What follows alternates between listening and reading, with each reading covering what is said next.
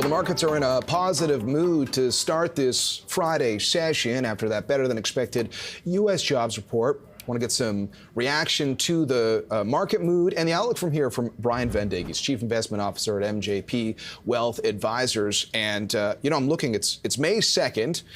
Brian, nice to see you.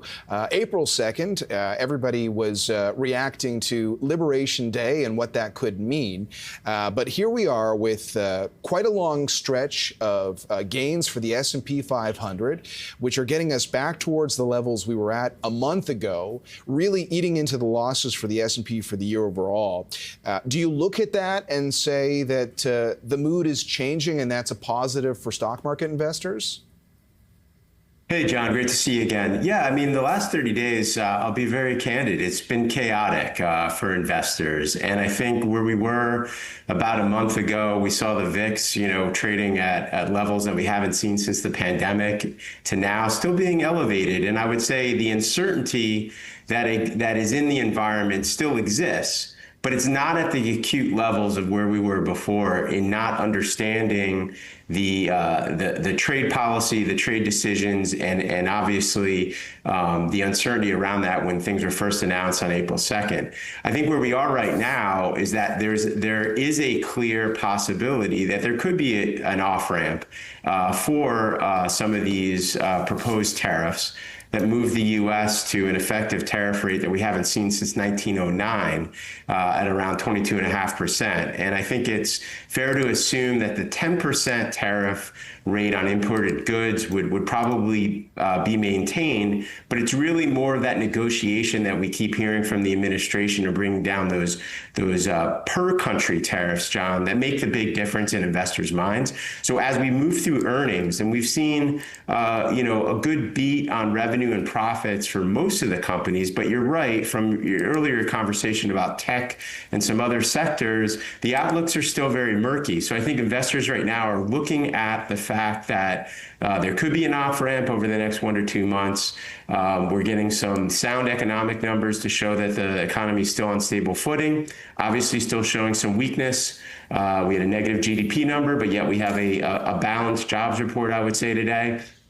And it's really more about where those macroeconomic policies are going to go. And I don't think investors are relying on the Fed to rescue us at this point in the short term. It's more of a growth story than inflation, and then obviously a direction on policy. Well, I was talking to one guest earlier who thinks that the next move for the Fed is rate hikes. So investors will have to figure out what that means for stock performance. But because, the U.S. market has had this notable turnaround since Liberation Day, I was just doing some quick math on my Bloomberg with the S&P performance over the last month and then comparing it to a market like Canada, which a lot of people were, saying there's an opportunity for Canadian stocks, could still be, but also comparing it to Europe, which had been a preferred market for this year. And this is the problem with investing, is there's been so much noise out there about how this is not the year for the U.S. markets, time to look for opportunity overseas. And I think if that was the message to investors coming into 2025, that would have been helpful. Now I'm a little mixed on what happens here if all of a sudden the S&P can rip back so quickly. So what's your ultimate message about, if people are going to be invested in a particular country or in a particular style of sector right now? What's your suggestion?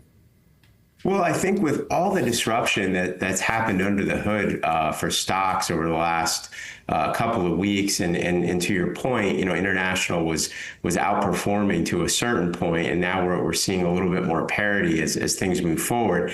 It is the classic expression of staying diversified. So from our view, it's keeping value stocks, more cyclical, economically sensitive stocks, in line with big tech, mega cap